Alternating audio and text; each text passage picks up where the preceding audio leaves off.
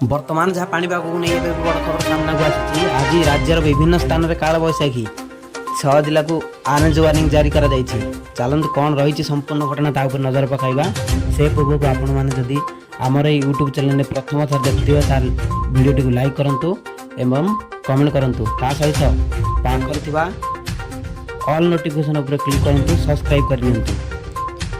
कौन रही संपूर्ण घटना चलନ୍ତୁ देखिबा।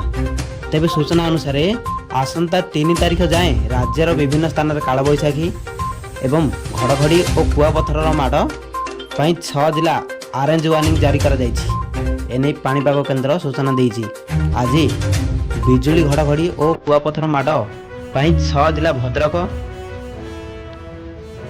सहित अनेक एपरी जिला को ऑरेंज वार्निंग जारी करा जायछि। चलନ୍ତୁ जानिबा 6 जिला भद्रक, झारसुगुड़ा, केन्दुझर, मयूरभंज, बालेश्वर एवं सुंदरगढ़ को ऑरेंज वार्निंग जारी करा जायछि।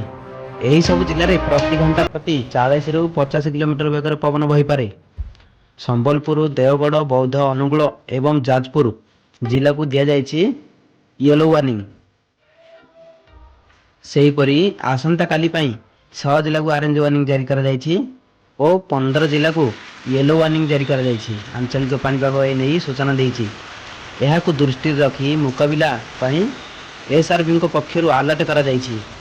गतकाली राज्यर किछि स्थान में काल बैशाखी वर्षा होइछि मध्य एने सूचना देछि पाणीपाग विभाग केन्द्र को सूचना मिली।